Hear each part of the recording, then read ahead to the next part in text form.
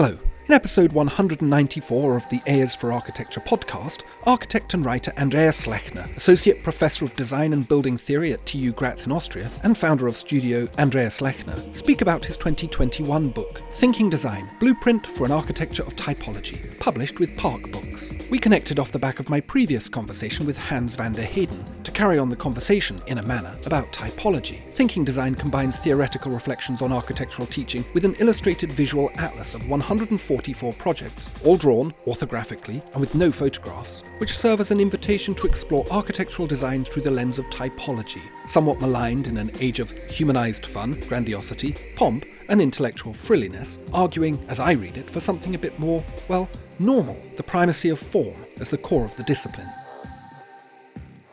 A is for Architecture, a podcast about architecture, buildings, urban culture, and space.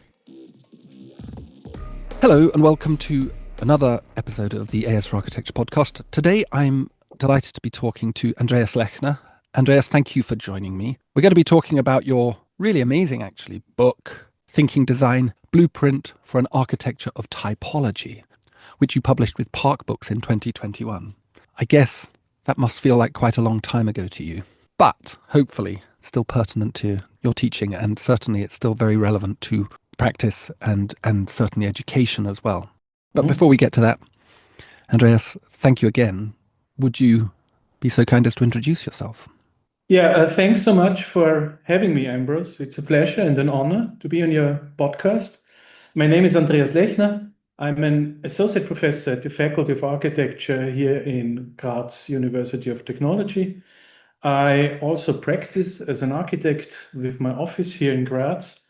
And I came to the book, Thinking Design, Blueprint for an Architecture of Typology, through the overlap of practice, teaching, and research, because architecture, of course, is never simply a professional service merely, nor an academic discourse either, but it is about this disciplinary question of how does architecture think, and by what means does it produce knowledge of its own, I would say. Yeah.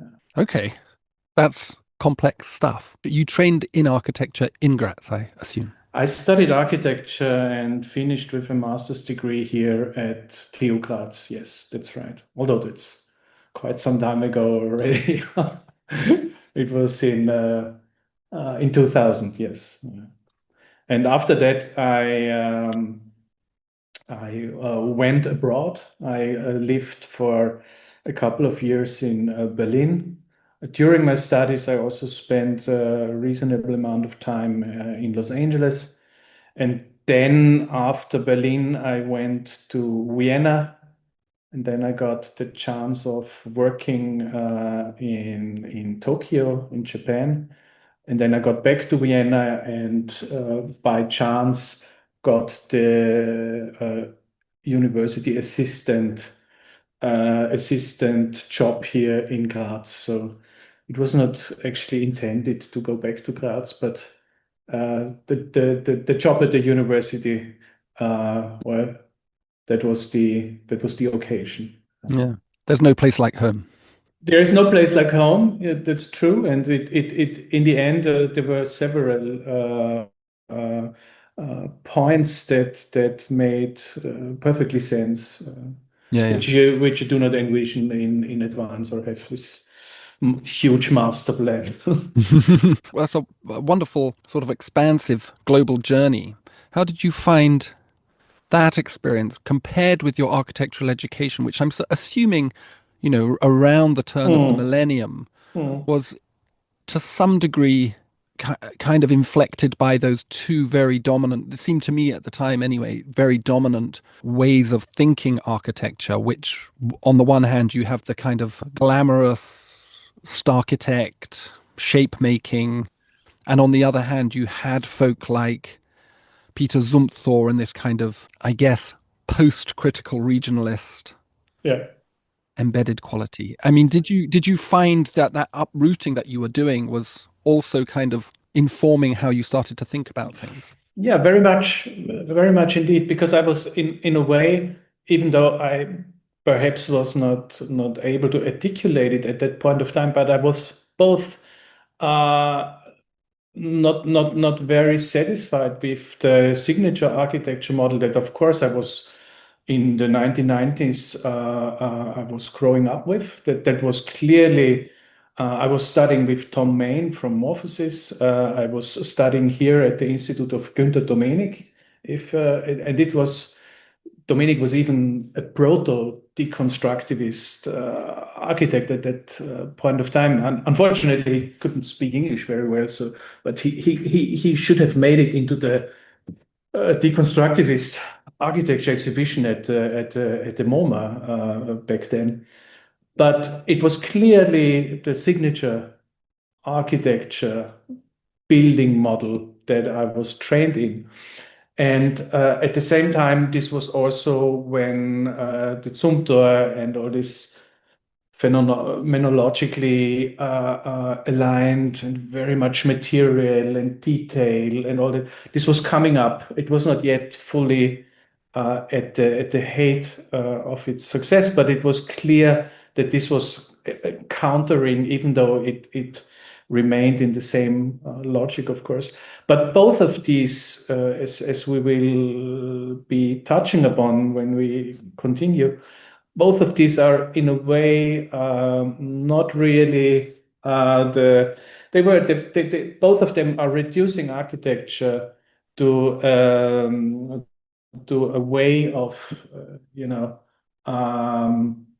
of imposing the author, of course, as the main male genius source of architectural form, and that is a bit of an over estimation of the role of the single individual in architecture, I would say. Where did it come from in your reading? Where did this peculiar fetish for the, as you say, singular architect? Well, it of course came from economy with the post-Fordist logic of the culture industry that invaded all the fields of human endeavor and competition and all that. So culture became, with the third industrial revolution, so to say, the currency with which to produce surplus. And the author or the genius was, of course, in architecture the star system was, so to say, the equivalent in the architecture, and with it and all the aspects that are tied to that, which are, of course, gentrification, which is always about the production of surplus, of investing money and then earning more than you had invested through all these strategies that are, of course, rightly so, had been critiqued in the last two decades, I'd say, of architectural criticism. Yeah, for sure. So where does this book come from? Mm. So you're a teacher, and Yes. as I read it and understand it, this book is derived principally from your teaching practice and how you've sought to educate young designers or younger designers in an antithetical position to this signature authored building. Exactly. The book, it grew out of many years of teaching here at TU Graz. And especially perhaps, so I was teaching design studio every semester, but also, and perhaps especially, I had to give mandatory lecture courses on different categories of public buildings.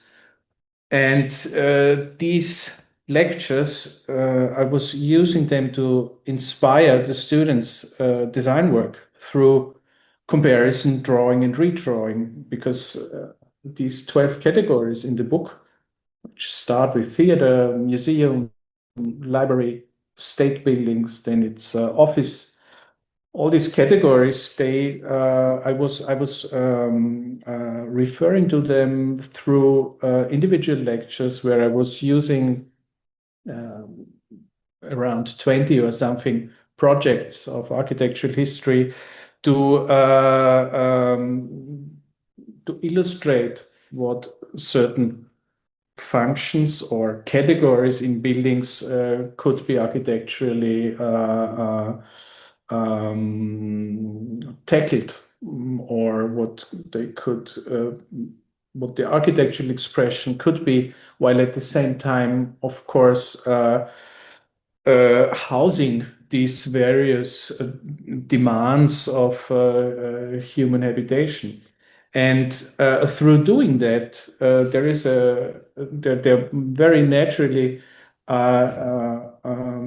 developed a sort of comparative take. It's just when you are talking about 20 projects in 2 hours, you of course start to compare these solutions to the same problems. And it came out from that of course you can critique the definition of an office building, and you can critique the definition of planning manuals, and they're purely Zweckbau, they're instrumental reasoning, which is purely economic and all that. But at the same time, what architecture did is that it took those economic standards and produced or came up with something that was again and again surprising in comparison to what is being conventionally built. And this is where I see architecture. It is a discipline that, even though it works in conventions, it again and again comes up with something that is not purely an answer to market demands, but it is beyond that. It is something that produces, surprise would be a very basic way of what it comes up with. Of course, it is a certain surplus. It is beyond an expectation or a convention that the building industry or the real estate commercial building that all these dictate, more or less. So it is very unlikely that something is being built that rightly carries the title of architecture with a big A, but it luckily still is it still occurs, and it is through comparison that we as architects enable ourselves to be critical. It is by coming to terms with the terminology, the professional terminology. What is a lintel? What is a column? What is a pillar? It is how these come together as a compositional in architectural project, and how to be critical and how to find out by yourself where are your personal favorites that inspire you, that you're finding yourself interesting. Also, I have to say that all this, in the end, 144 projects in the book that I was talking about through many years. So the selection changed in the course of the years that I was giving these lectures. And now, in the end, I would say that it is a panorama that is, of course, highly objectionable, because it is a selection, and any selection is a data set that includes and excludes. And I refer to that in the book, of course. But in the end, I think that it is a very broad panorama of architectural forms, of ways of how architectural types can house various functions of human cohabitation. As I understand it, the sort of central argument that you're making here is that we have failed in a way, or we don't, in a way, preference the centrality or the principality of form in architecture in favor of something else. Exactly. But this idea of form that you talk about is that there's a sort of central idea, and then there's this, as you say, imagination or creativity around the edges of it. And this dichotomy creates the tension which constitutes architecture itself. Yeah, the point that I'm trying to make, actually, and it started with this book, is that I'm arguing against both of these reductive positions of architecture, understood as either image production or signature making. It is with the book that I insist that design is an epistemic practice that is grounded in form, drawing, and comparative judgment. And architecture should thusly not reproduce, or it should not be reduced to the application of external theory or data or regulation, but the practice of architecture has its source of form in inferring and in making judgments that is always, of course, related to the to both the history of architecture and to the city, which is nothing else but the materialized form of it. But this is what we deal with, and what our practice is about is transforming this, what we have as a given, with more or less intriguing solutions or examples, or continuing to build upon what is being given to us as all the structures that are already existing. But the main point, I think, to stress that is that in thinking design in the book, I firstly crystallized my larger argument that I continue to work on, that is that architecture is a knowledge producing practice. Okay. And it does so through public spatial structures that are always already saturated with historically, social, or politically inertia. That is perhaps the most distilled form of my argument, I'd say. So this idea of knowledge producing, this moves architecture beyond the idea that it is just simply representative, and particularly in that late 20th century way, representative of power. But it's deeper and more embedded and communicates meaning to a wider public if done well. Exactly. I mean, it would, of course, be naive to think of architecture as a cultural expression that uses most of any form of human capital, that it is not uh, uh, uh, an agent in power mechanisms. But still, it is, as a discipline, something that has its own intelligence, and that we, especially in teaching architecture, have to try to get as close as possible to a definition, or at least a working argument that can be used in the studio, as well as in talking about the work that you're producing. So I think that is really, I mean, with all the connections to the real world out there, it is still, it is not, I'm not saying that it's an autonomous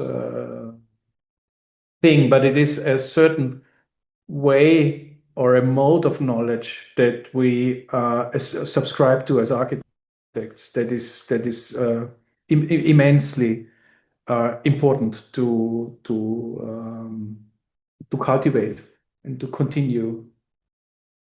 So this knowledge is communicated through type, and that type is communicated through its, well, how, I guess.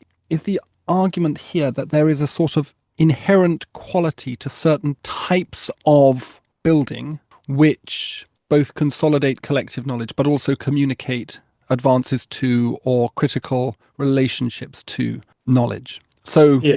a church looks like a church. A theatre has theatre characteristics. And where architecture exists is at the moments at which that kind of Platonic form of the thing then meets with contextual, environmental, economic, social conditions. Yes, I think what you're saying is very close to what I was trying to argue. It means that the architecture is never simply original, and it is never merely repetitive. It is exactly because every project is singular. It is also situated. It has a site, it has a program, it has a history, and it has a material condition. But at the same time, every project also works through prior relations, through inherited structures, and of course through recurring spatial problems and disciplinary memory. I mean, we cannot leave that out of the equation.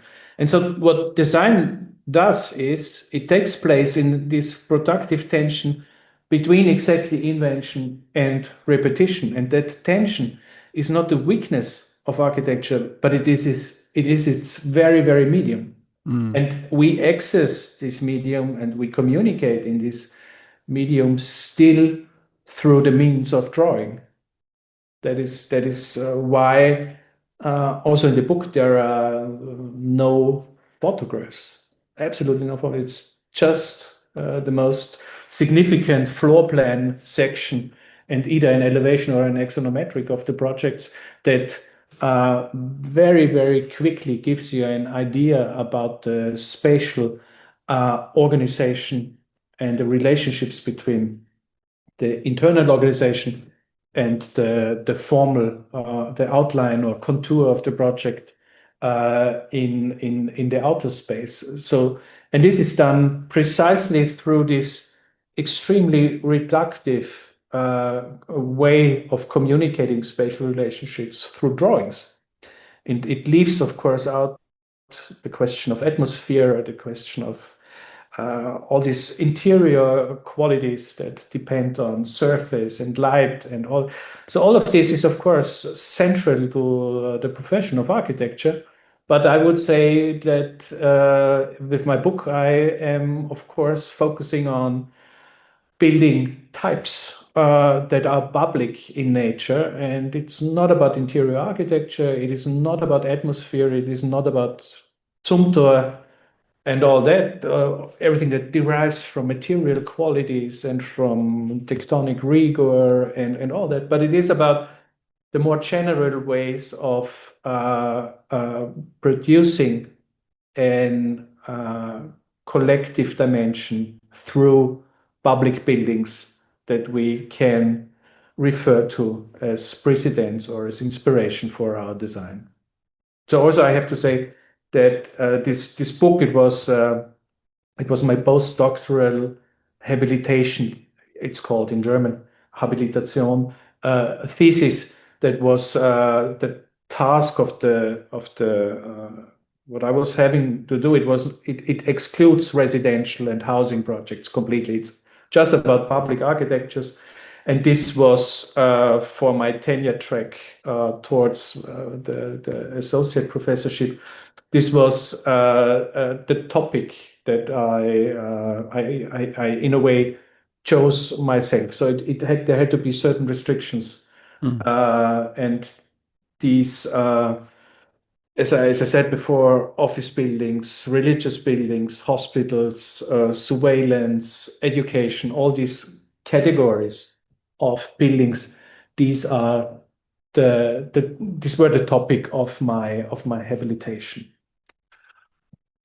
I'm very interested in this idea of the way that you've presented these drawings, and perhaps we can come back onto that. But you've mentioned these types, these project types that and there's 12 of them.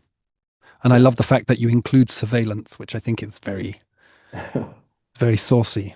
Can you give an example to illustrate this idea between this core and periphery in this dichotomy of perhaps, I don't know, in any one of those project types, where we can illustrate this kind of central thesis, but also perhaps explain how you went about measuring them against each other? How did you go about making this comparison to find this core?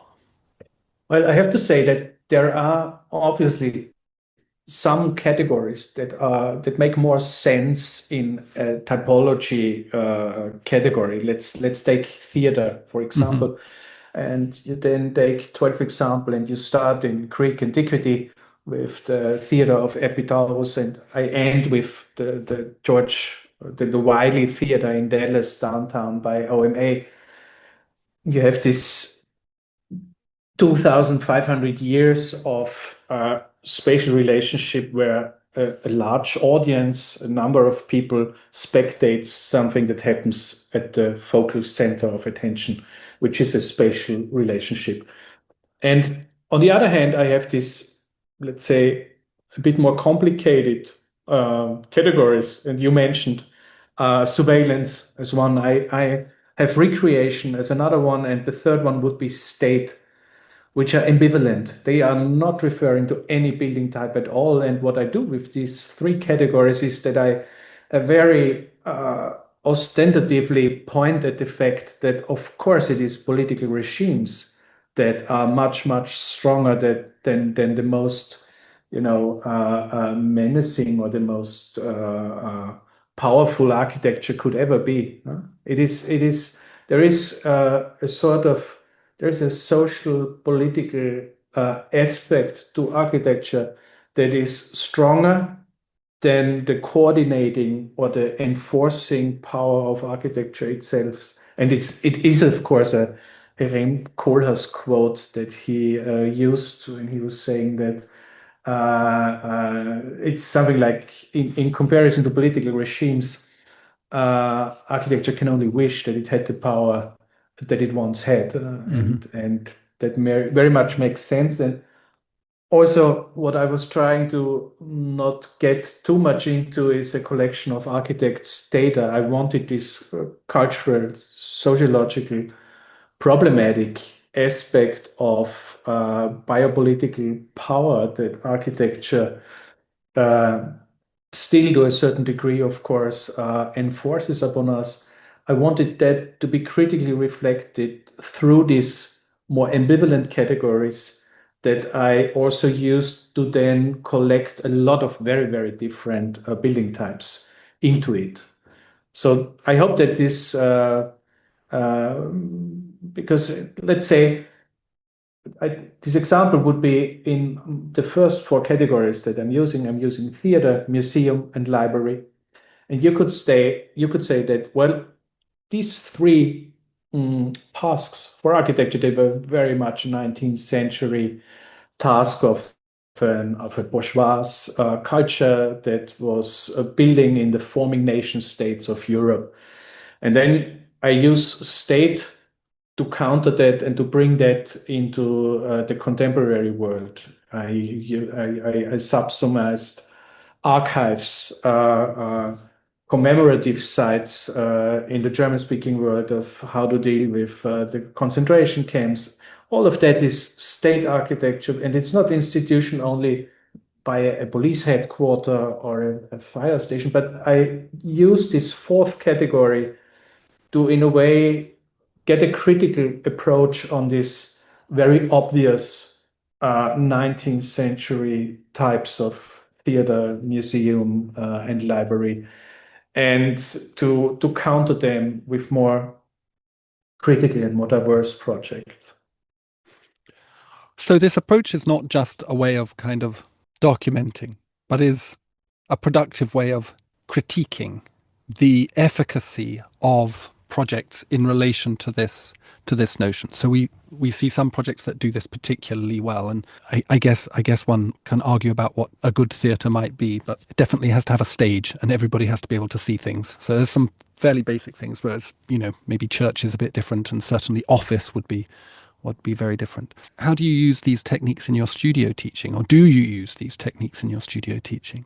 That's a very good question, Ambrose, because what also was one of the reasons that I started with the lectures and also trying to have the drawings included in them as much as possible is exactly the fact that in the studio teaching, there was always a lack of quick reference to a certain panorama of how you can spatially approach a given brief or a task for a building.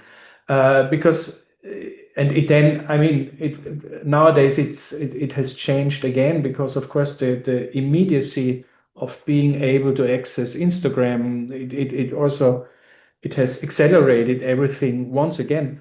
But in this course of, let's say, 10 years between 2012 and 2022, there was an aspect of I wanted a handout on the table at the desk grids in the studio available, where I can very quickly turn to this and that page and make a quick panorama of possible approaches to a certain problem in spatial terms. And this is what the book, I think, still very beautifully delivers. It gives you an immediate overview of probable or of viable approaches to certain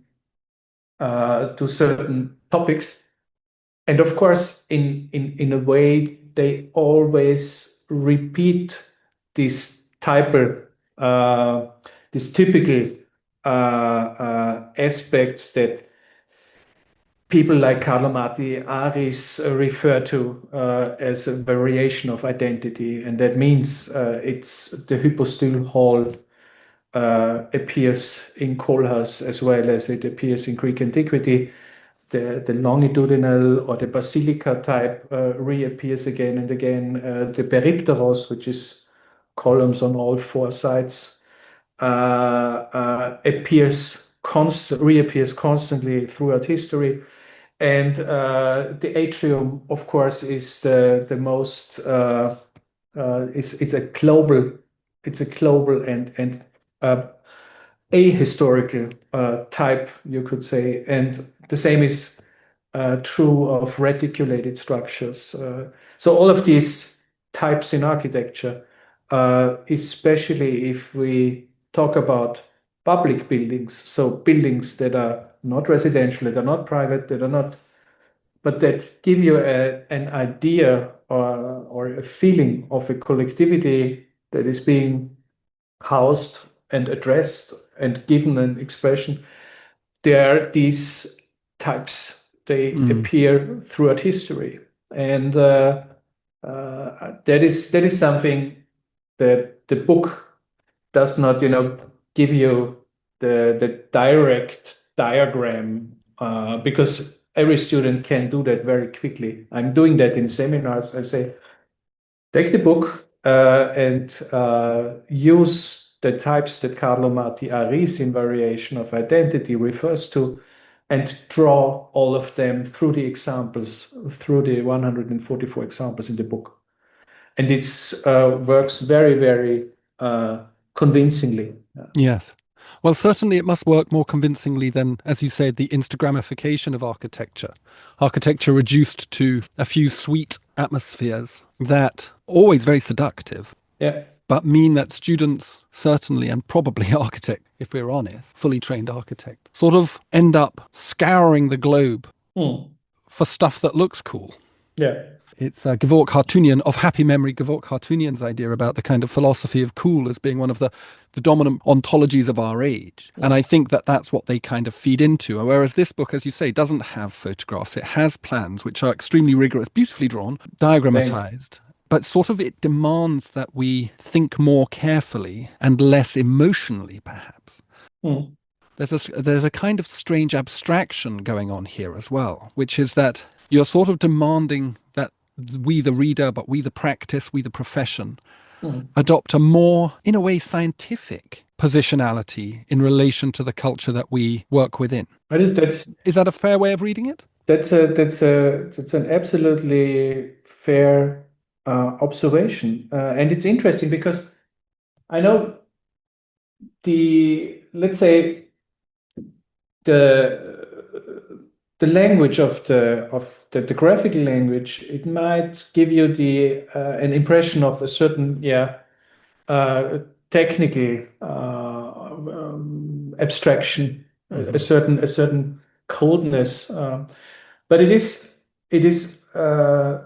I like to compare it in a way that we as architects being in between the science and the art of building, we have from time to time act as engineers, and of course we cooperate with engineers. So there is a certain middle ground that we can use in order to get into all the specialized planning expertises.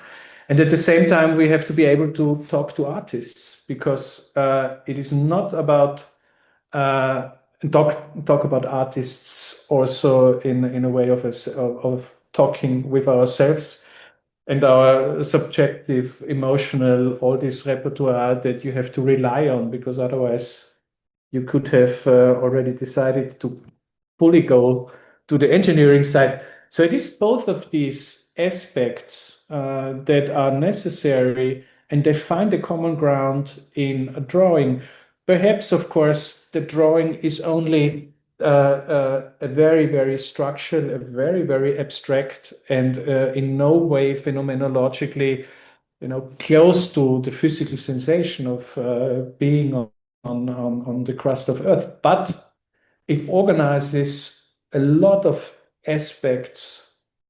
Let's say, it not only organizes, it communicates spatial relationships, and without this expertise of doing exactly that, of being able to analyze both existing spatial relationships and of projecting these spatial relationships, if we give that away, we have abandoned our expertise. Then we can be AI agents of quickly coming up with beautiful renderings of.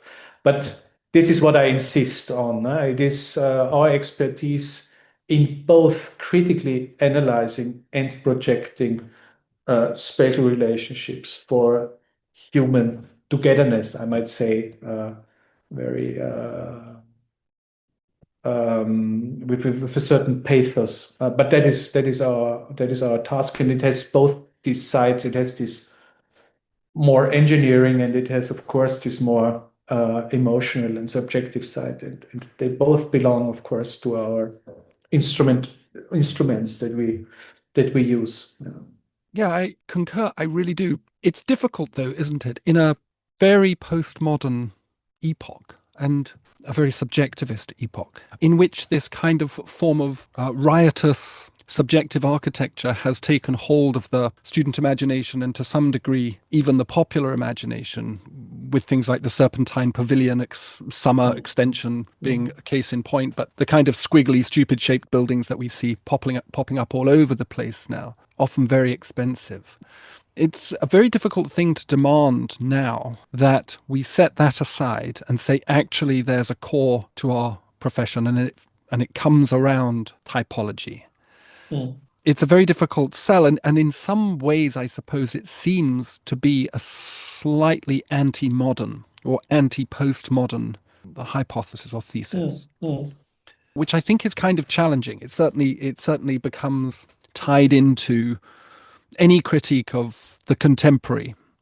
Comes tied into a party political discourse, which is overcharged, divisive, unhappy, and so on and so forth. So how am I to understand this? Are you proposing, to some degree, a return to a kind of more traditional deportment for the architect and for their architecture? Is it in some way related to ideas around the vernacular, for example, where you have in indigenous settlements the reproduction of a core form, be that in dimensions, in spatial organization, material selection, in details and ornamentation, for example? Is it more linking back into that? Or is this an extension development of a postmodern idea? That's a difficult question, because of course you're right that it seems that I try to, in a way, continue this universalist language that modernism wanted to impose upon all of us as a political category. That was the project of modernism was nothing else, was nothing short of demanding the position of infrastructure for architecture. And I would say that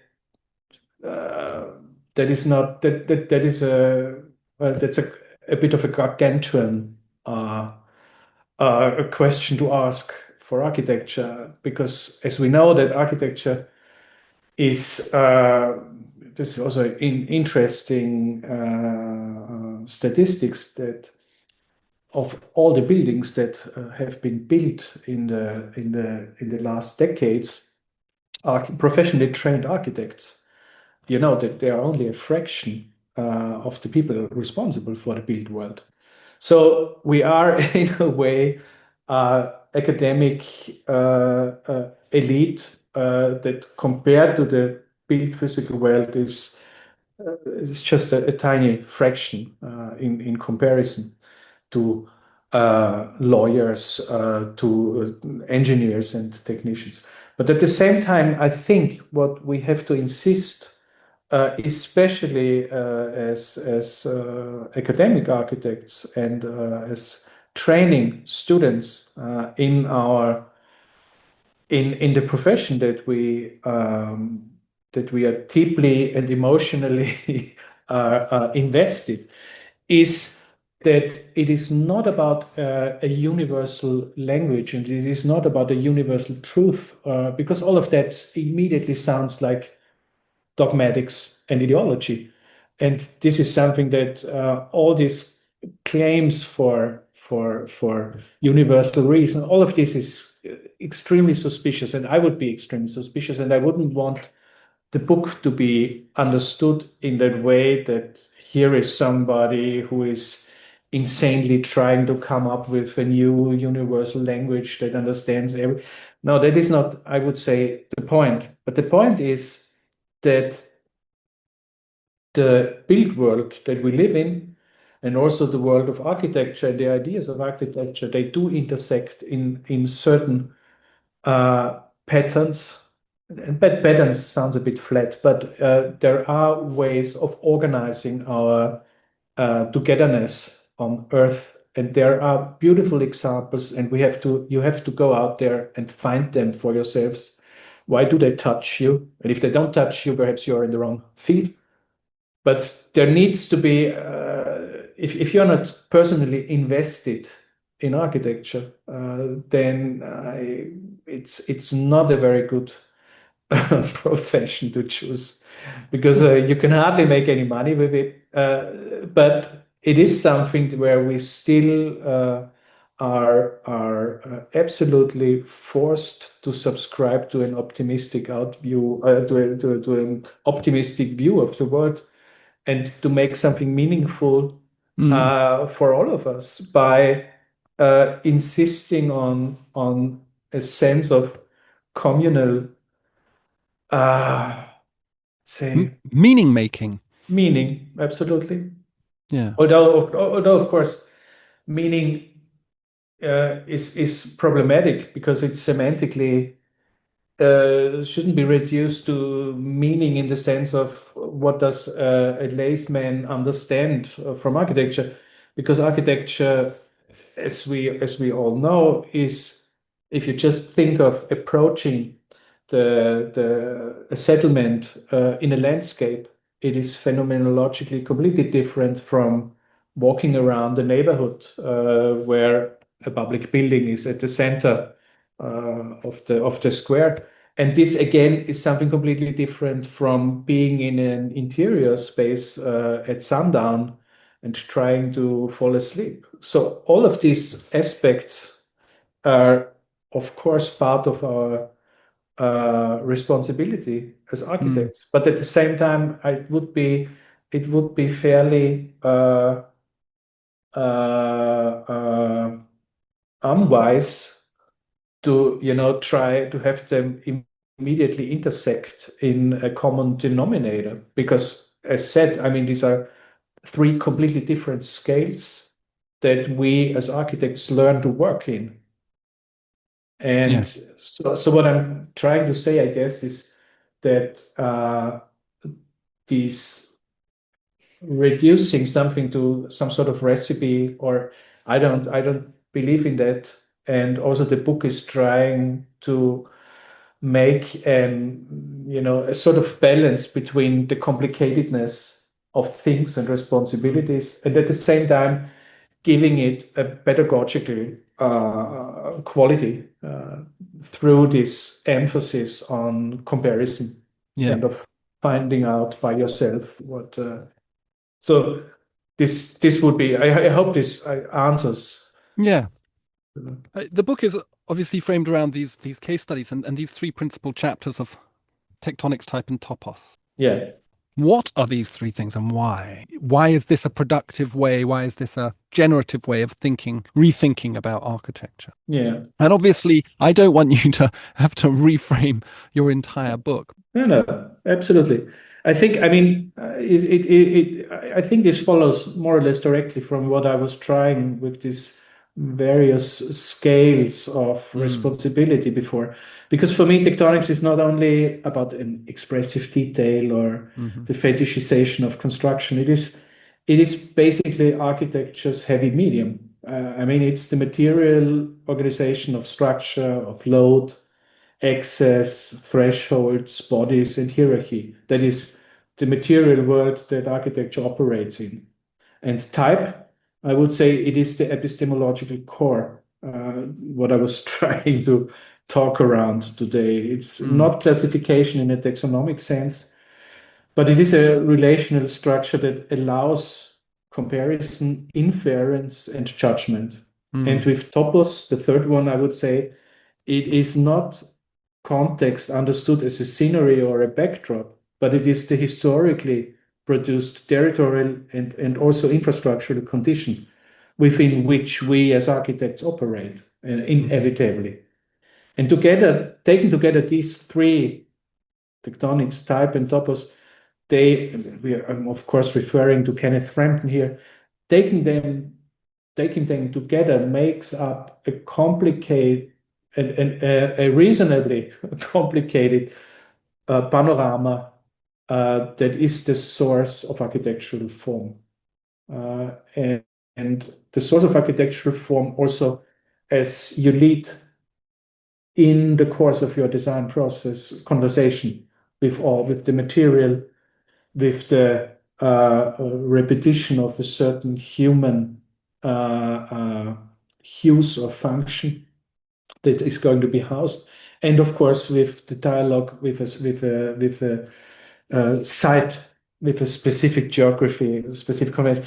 But it is not about originalism, however, because this would also be blind to the fact that the building industry is a global phenomenon. And just by insisting on I mean, there are wonderful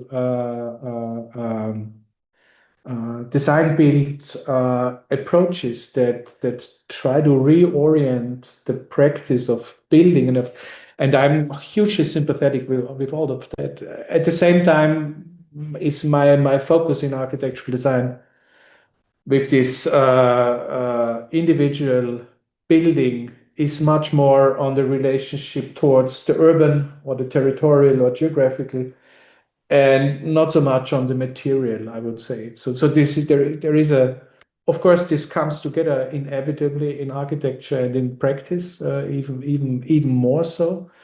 But my academic focus would be, let's say, on type and topos, and not so much on type and tectonics, which is more the construction, building construction. And does that? Yeah, no, I understand. It's very beautifully kind of articulated. And I guess the question for an architect is, how do you organize that triumvirate? How do you balance it? And is there space within your proposition for a certain architecture that leans more heavily towards type, or leans more heavily towards topos, or as you say, leans on two of them, but perhaps leaves the other free in a way? And I guess that question sort of comes back to the effect that the architect is trying to achieve on the public imagination, or the public, to use the word consumption, on the public consumption of this building. And do you see in the examples that you articulate this kind of shifting between these three legs? Yes, I would say that inevitably any architectural project probably leans a bit more towards the one or the other aspect in relation to the brief and to the task at hand. But as it has recently become more and more usual to talk about adaptive reuse and about the transformation of buildings, I would say that there is a certain that it is clear that there is a necessity on the side of the designer, also of the student, to being able to assess the qualities of a given structure. And that means that there is, in my point of view, there is a certain leaning towards the historically sounds a bit too heavy or too academic, but there is a necessity of being able to use judgment for describing the qualities of a given situation, be it urban, be it a single structure. But being able to assess that, being able to say, well, there is a certain generosity in the load span of this low typology shed of a supermarket. There is no other quality, but well, at least this dimension between those two beams, it's quite generous. It's not something that you find in a residential building. And this is something that in the recent years I was more and more focusing on. And also in with a recent book that I was lucky to work on together with a colleague from the Milan Polytechnico, and it's called Architectural Affordances, Typologies of Umbau. Umbau is the German word for transformation. And what that does, what this book does, is it also uses drawing as the main medium to communicate what? To communicate that there is a certain, we call it typological clarity or strength in buildings that enables them to house different functions over centuries.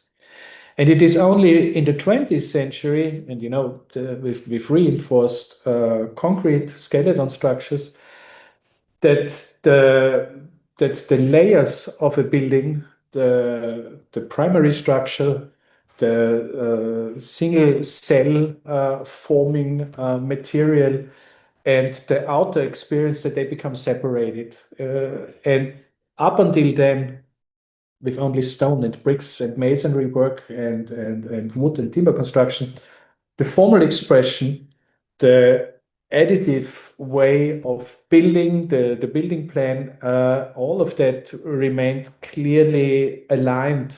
And so they had a strong typological clarity up until, because also until the end of the 19th century, the architects were basically deciding on a style to dress the skeleton in. And here in Austria, the municipality got in Vienna, it got a red brick facade. So this seems to be the right expression for a public city council.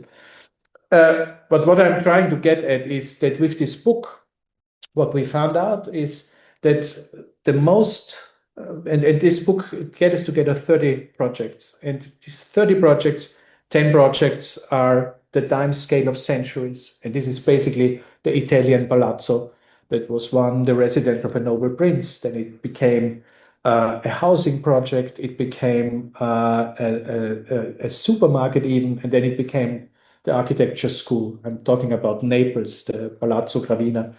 And it all remains within this clear footprint of the atrium palazzo type. And it was centuries, and it's still breathtakingly beautiful today. And in the 19th century, this is the second category, we have these 10 projects from the 19th century where all these institutions were newly